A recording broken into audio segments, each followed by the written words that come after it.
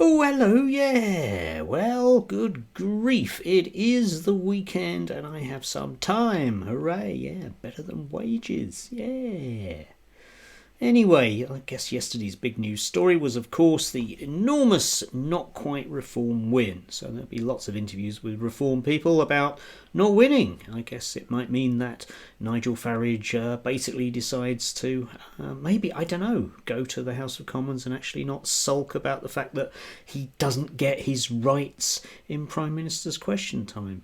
Anyway, good to see a level of tactical voting. Long may it continue. I hope penny will drop somewhere with somebody eventually. That maybe we do need a PR system to avoid this kind of farcical stuff, because it does lead to some very odd things. Yes, as indeed the Conservative Party have been finding out with their leadership elections. Anyway, leaving that aside, yesterday there was yet another piece in the Telegraph whereby Lord Frost managed to insist that there was such a thing as British values and then didn't manage to define them whatsoever. I think this is actually the third article like this that he's written in a year.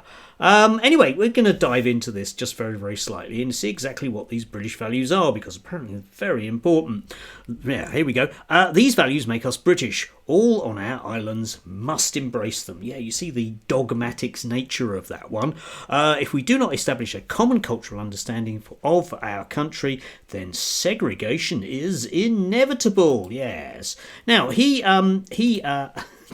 he goes through a sort of preamble whereby he gives his support for Ms. Lamb, who was got in trouble a few days ago by suggesting that we need to deport people even if they're here legally, because apparently even if you're here legally it doesn't make you British, which I think most people would accept. However, I don't think it's necessarily the good idea just to deport them on that basis, or throw them out, or whatever way she put it. And unfortunately for her, she did point to various European countries that appear to be more culturally homogeneous than us. But as I do love pointing out here, they do tend to be countries that were kind of ethnically cleansed during the mid and late 1940s. So it's not actually historically a good thing to do. But that's me knowing history, and other people, who we might well come on to in just a few seconds, not. Anyway, of course Lord Frost wants to do away with such notions about, diversity being strength, because that was just a bad idea. The Tories have never liked that as an idea, even though they love to trumpet their front bench being very diverse. Oh, I know, contradictions, still, never mind, we'll pretend they don't exist. Of course it sounds jarring, no one dares to talk in these terms anymore. We have all so deeply internalised the state ideology that diversity is strength that it surprises us when someone says coherence might also, or even instead, be a desirable goal of government policy. Yes, you see, there he is, that dangerous truth seeker. Yeah, he's not allowed to say anything, well, apart from in the comments section of the Daily Telegraph, obviously. But what he bangs on about is this notion not of values. Okay, so this isn't about values. I think he might finally have given up with the notion about what values are. Anyway, he talks about having a common cultural and shared heritage, which, okay, let's sort of dive into that. A coherent country requires a common tradition and common knowledge, yet we have become a society in which many of us have very weak knowledge of the major historical events that created the country, have never read or even heard of the writers or artists that generated British culture, have no sense of our cultural constitutional traditions, and know even less of how Britain fits into the broader European and Western civilization. Yes, which actually I would argue to a large extent might well sort of describe Lord Frost and pretty much anyone outside a migrant hotel demanding that people shouldn't be there, because the vast majority of people in this country aren't particularly aware of these things. Lord Frost doesn't like the idea, when I pointed out in the comments section, about the fact that these things are actually taught in the national curriculum. That thing that was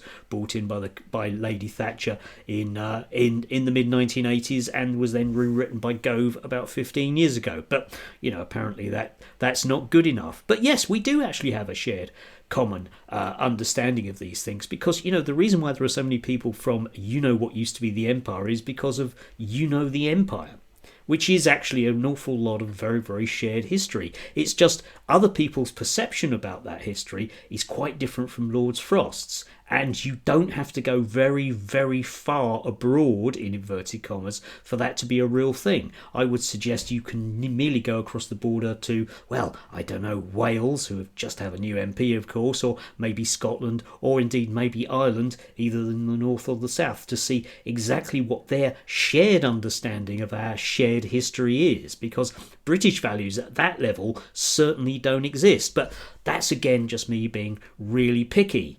Anyway, let's move on from that. Either we just accept the situation or we make a deliberate effort to change it and create a different sort of society, one where everyone has some sense of Britain's story, Britain's art, culture, our political, scientific and sporting achievements. Britain as an element in the Western civilization of which we are a part, a genuine national culture, once again, into which new arrivals by birth or by plane can be integrated. Right, okay, fine, which I would argue we do anyway. But then, of course, the issue with this, again, not about values, but just about things. It's a tick box exercise, isn't it? Yeah?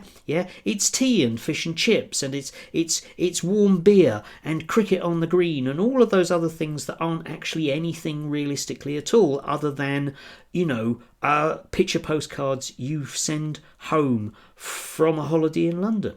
That's all that is.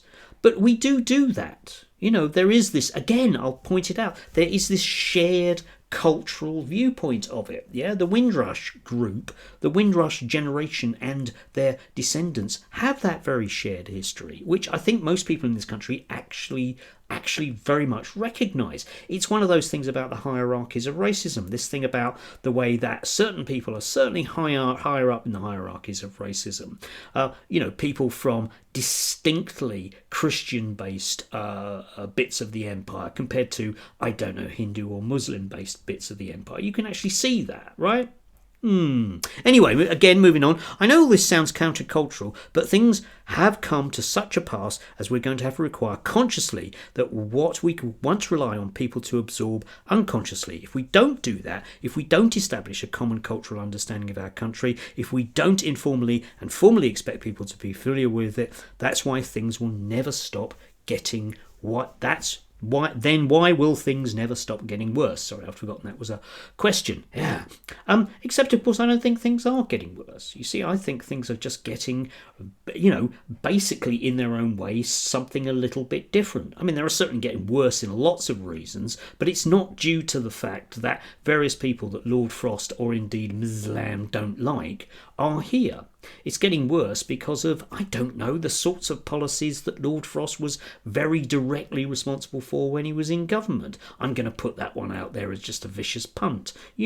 Maybe it's to do with the material conditions of the people themselves, which is why, our various lords and masters, and I mean definite lords in this case, want to point us to various people that are just a bit iffy, rather than other people that are an awful lot iffy with their actual fingerprints on the evidence of an absolute abomination of British economic and social policy vis-a-vis the government for the last 40 years under neoliberalism. Yeah, that's what we end up with.